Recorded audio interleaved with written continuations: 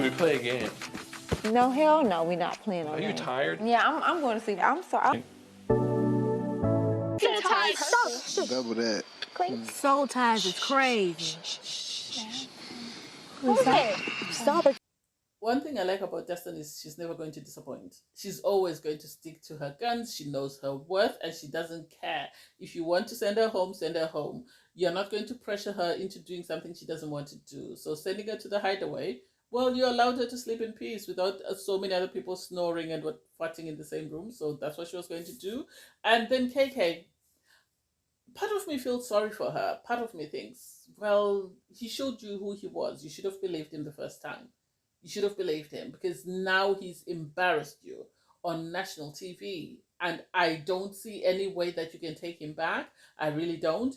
But anyway, I digress. Hey there. Thanks for stopping by. It's Valerie. Welcome to my channel. If you're new here, don't forget to subscribe. We're trying to get to 1,000. Turn on the notification bell for when I upload new videos. Click the like button and leave a comment. In this episode, I'll be reviewing Love Island, Season 5, Episode 23.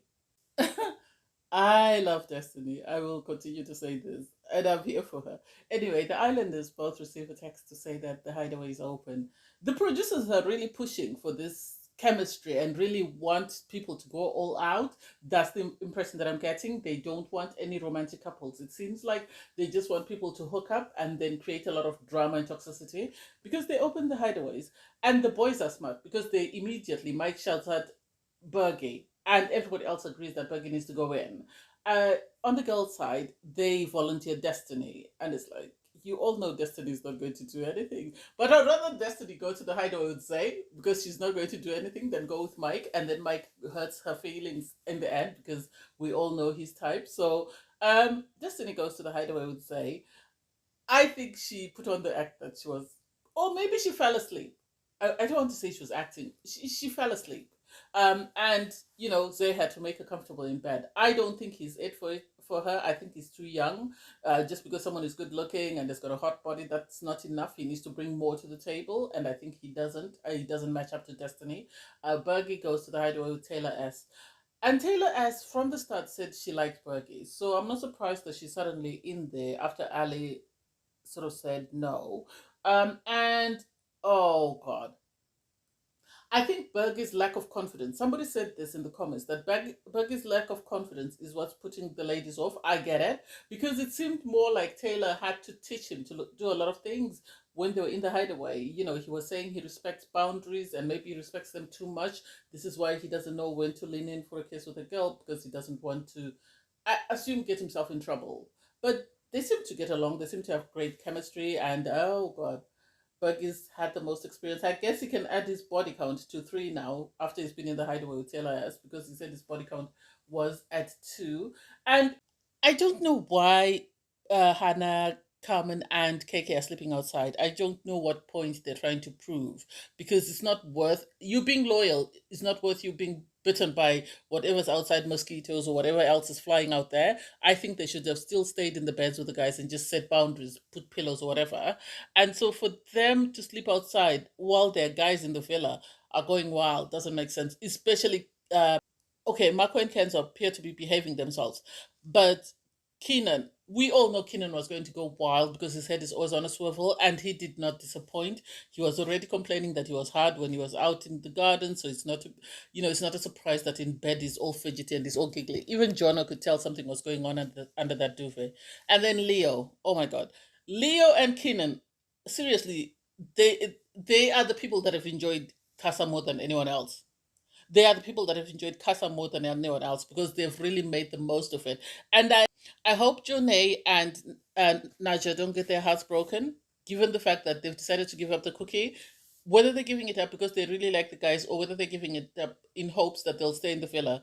Either way, it doesn't make any sense to me because they've only known these guys for 3 days. It's a bit too early. So in the morning, the islanders wake up. Obviously, those that slept outside are still outside, and those that slept in the beds are still in the beds, and those in the hideaway are still in the hideaway. And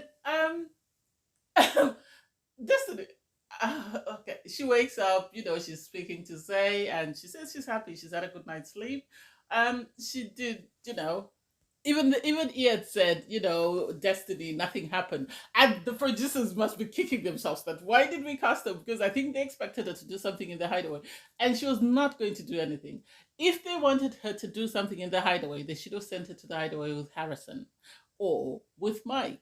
Everybody else, she's not going to do anything. And so I'm happy for her that she stuck to her guns and she didn't let the pressure force her to do anything she didn't want to do. Um, Obviously, the guys are speaking in the villa, sort of how was your night and stuff. And Kenan, the nerve. For him to say, yes, I was about to close things off with KK, but at the moment I'm sort of trying to see what's going on. I'm starting to miss KK a lot. And it's like, you're starting to miss her now. What have you done that's making you miss her? What's caused you to miss her?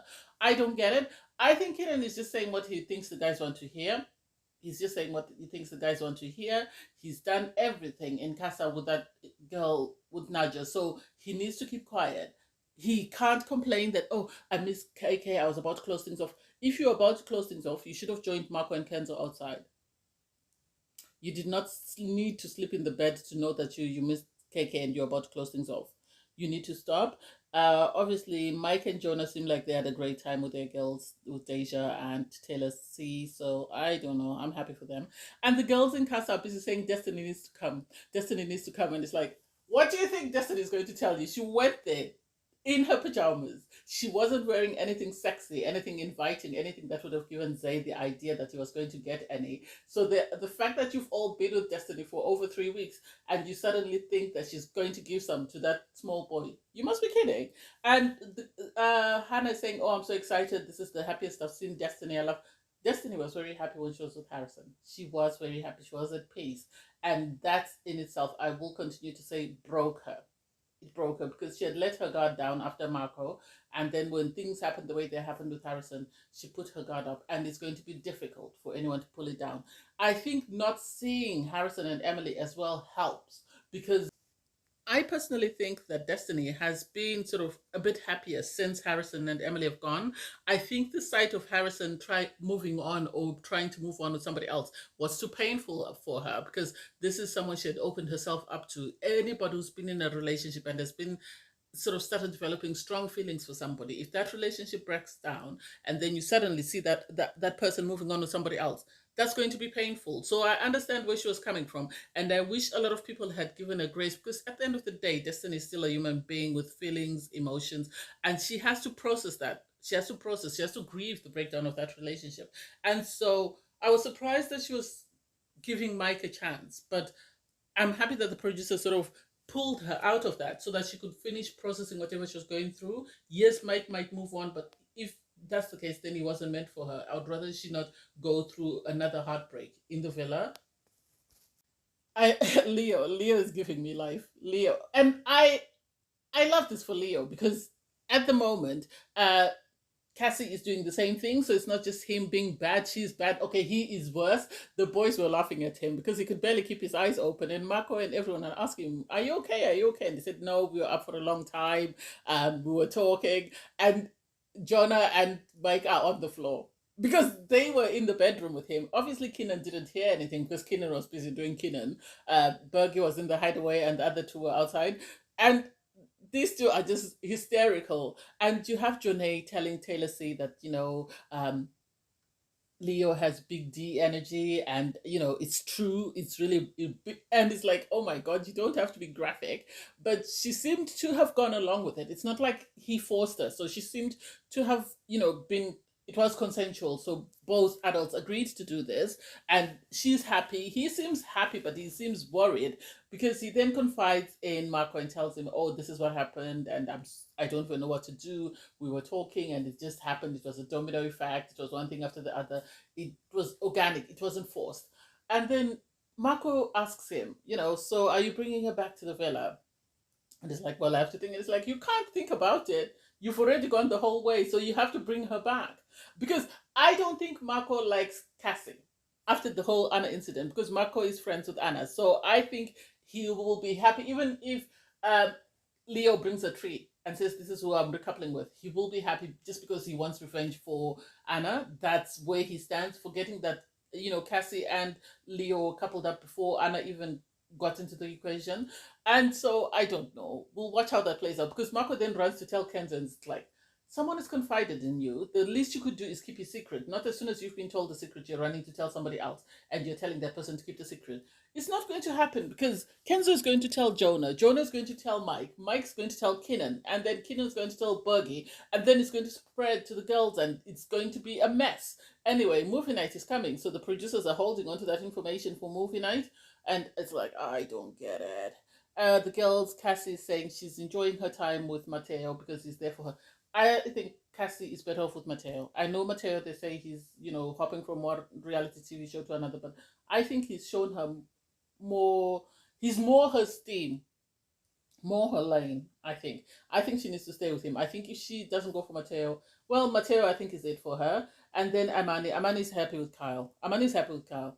I think Amani should recouple with Kyle and stay with Kyle and bring him back to the villa. I'm sad that no one is bringing back Eddie. I think Eddie should come back. I think KK, once she sees this video, needs to turn her attention to Eddie and bring Eddie back to the villa. I need to send someone in the hideaway to pull Buggy out because Buggy's not coming out. Taylor S has changed that poor little man. So you have KK have no conversation with Hannah. I really don't see what Hannah sees in Marco unless we're not seeing something, because she says she's actually considering moving to live close to Marco so that they can move in together. And it's like, I don't think you're there yet. I don't think you're there yet. I think you need to give each other more time. I think you need to sort of continue to nurture this thing before you even consider moving in with Marco, because otherwise Marco is going to go back to being Marco. Remember, he's got 71 bodies on him.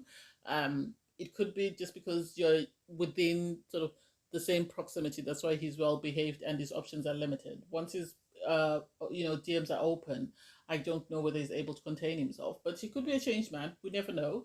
KK is worried about whether Keenan is bringing someone, and I'm like, that should be the least of your worries, because what he's done thus far is way more than him bringing Naja back. Even if he doesn't bring Naja back, when they do movie night, you're going to pass out. If I were you, I would leave Hannah alone and go and explore connections with the other guys, unless your plan is to go home. And it's a pity that she didn't take a leaf out of Destiny's page when everything happened with Harrison. Destiny was able to remain composed, or what we saw of her, we didn't see her break down. She sort of held herself together. And I hope KK is able to do the same, but from the promo, I don't think this is going to happen. Kenan is trying to talk himself into sort of behaving himself. And it's like, it's too late. Whatever you did in bed with Nadia, followed by you saying you were hard, followed by you back in bed, it's too late for you to try and play the good guy. You led this girl on. You might as well just bring her back to the villa and get to know both girls. You're saying in the real world, you'd have got to know Nadia and KK and then figured it out. Now it's too late. You need to bring them both together and then figure it out. But I hope KK doesn't go back. I hope KK doesn't take him back, because he's disrespected us so many times from the first time he started making out with Naja. It's too late for him to try and say, I need to think things through. You took her to Soul Ties knowing KK would be mad. You've made out in bed with her. You've made out with her all over the villa, and everybody's been watching you, and it's too late. And I hate how the guys are not being honest with him and telling him that if this is where you want to go, just go for it with your full chest. Don't try and make excuses for it. Stick to your guns and hope for the best. And hopefully KK understands. I don't get what Cassie expected Mateo to say, because obviously if you ask any guy, if I bring you to the villa, are you going to be willing to explore connections with other people, or am I it for you? They're going to say, yes, you're it for me, just because they're trying to get to the main villa. What happens once they get to the main villa is a totally different story, but they're always going to say yes, because they are trying to get to the villa. So I don't know what answer she expected from him. I think he gave her the answer she should have expected, and she should use her gut to make her decision on whether or not to bring him. And then you have Leo tell the guys. I think he knew it was going to spread anyway, so you'd rather take it in his own hands and tell everyone. And I was surprised by their reaction, though. I was surprised by how calm they all were, or maybe because they already knew, and maybe Marco had already told them, so they weren't surprised. And for Mike to then ask him, so have you had a home run with Cassie? And he goes, no. And it's like, why are you asking him that? You should be wondering, what is he going to do now that he's hit the home run with John A? Is he bringing John A to the villa and make him sort of help him make a decision on that, on what he's going to do? And Jonah and Tennessee, Jonah is playing a character. I know I said this yesterday and I'm going to say it again. I was criticized for saying I don't like Jonah, but Jonah's playing a character. Because the man he is with Telesi is totally different to the man he was with either Imani or with Destiny. He's calmer, he's, this good choir boy and all that. I don't buy his act. I think he panders to whoever he's with. That way he can create a connection and he can create a romantic spark there. I think his goal is just to stay in the villa for as long as possible, and is going to try and fake a connection with anyone that he's matched up with. And then Carmen needs to stop playing games. She likes Rob. She needs to bring Rob back. She needs to explore both connections and take it from there. I think there's more to Rob than we're being told. The fact that they're saying he's a snake catcher, I've never heard of that. I wish someone would tell us what's his career in the real world, please. Because I'm not buying the act of a snake catcher. He says, Carmen is opposite to him and this is why he likes her, because opposites attract. They do have something going on there. And I wish Carmen would stop playing games, because Kenzo was saying, oh, when I walked in and I spoke to Carmen, there was an immediate spark and, she's it for me and blah, blah, blah. And it's like, oh, stop. This is a girl you're familiar with. Just say when you saw her, you remembered who she was, and the two of you, decided to give it a go, and stop wasting our time. So Cassie and Cameron are having a conversation, and it's like, why are they wasting our time?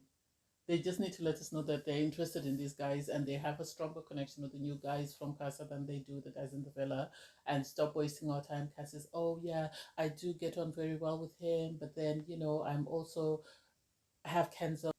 And it's like, we as viewers haven't really seen anything strong about Carmen and Kenzo's connection. Unless the editing is hiding it, I personally don't see what they have in common. Apart from the fact that they live in the same area, they go to the same gym, they have the same trainer. That's it. I haven't seen anything else. If anyone else has seen anything else, please let me know. Because I think she has more of a stronger connection with Rob. And I think she's trying to sort of tread the line of playing a good girl. Well, it's a bit too late given how she made out with Rob during the challenge. She really is keen on Rob. She just needs to, put her big girl panties on and just stand in her truth with a full chest and say, yes, I am going to go with you, Rob. Because Rob is now feeling deflated. He's already said he doesn't know whether it's worth to continue putting pressure on her or whether to leave her. And it's too late, because Imani has already built something with Kyle, and it's too late for Rob to go back and say, oh, Imani, I'm interested. Sorry, he missed the boat. He needs to stick to his guns. If it works out with Carmen, hey. If it doesn't, it doesn't. And Cass is telling Carmen that, she's worried that Leo, something might be going on, or whether he's not doing anything. She's 50-50. And she also likes that Mateo is only in for her. And it's like, Leo's going to go with the wind. Leo and Kenan are the same.